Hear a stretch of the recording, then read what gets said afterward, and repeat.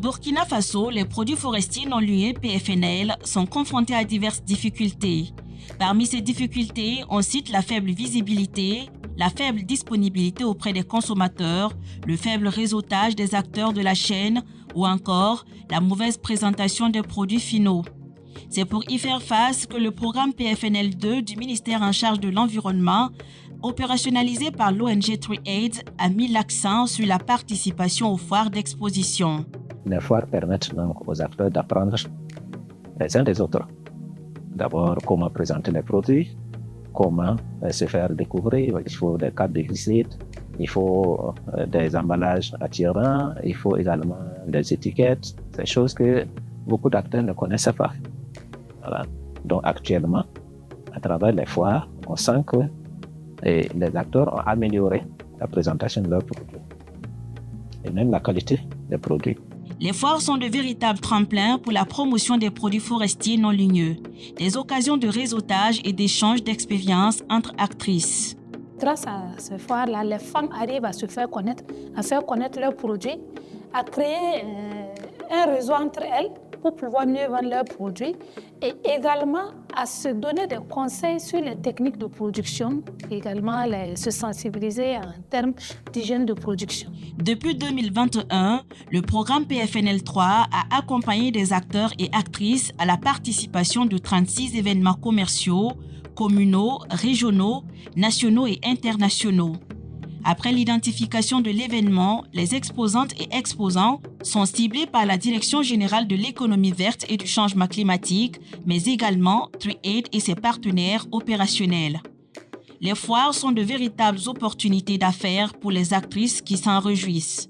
Ma participation à cette foire m'a donné beaucoup d'opportunités. J'ai eu même 3 partenariats. J'ai eu un docteur qui a demandé un partenariat avec moi dans le cadre de la formation professionnelle et dans la production également du moringa.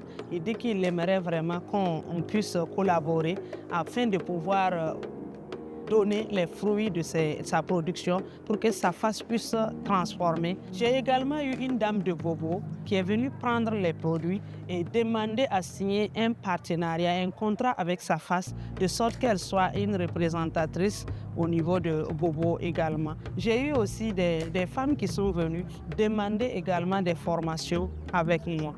Le programme PFNL3 a également contribué à l'organisation de plusieurs événements commerciaux comme les 72 heures des PFNL à Kaya et à Ouaga, le Salon international de l'arbre ou encore le festival Sumbala.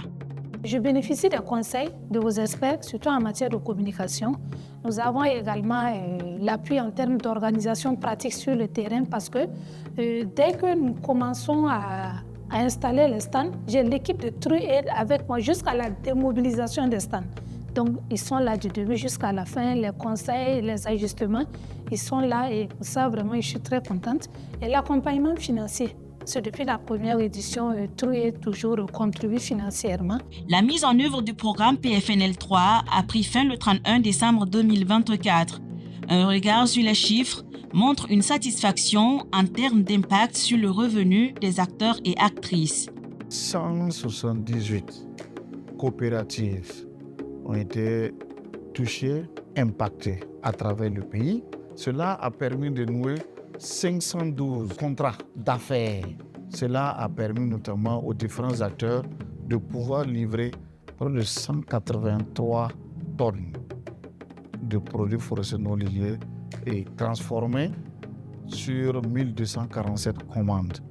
Et en termes de revenus, c'est quand même très important parce que, comme on l'a dit, les gens faisaient des choses, mais la visibilité étant réduite. Et on s'est rendu compte, selon dans le suivi qu'on a fait, une augmentation de 17% du revenu pour les différents acteurs. Ce sont au total plus de 131 000 personnes qui ont visité les stands d'exposition lors des différents événements commerciaux auxquels les acteurs et actrices ont pris part au Burkina Faso et ailleurs. Un engouement qui suscite de l'espoir pour la filière.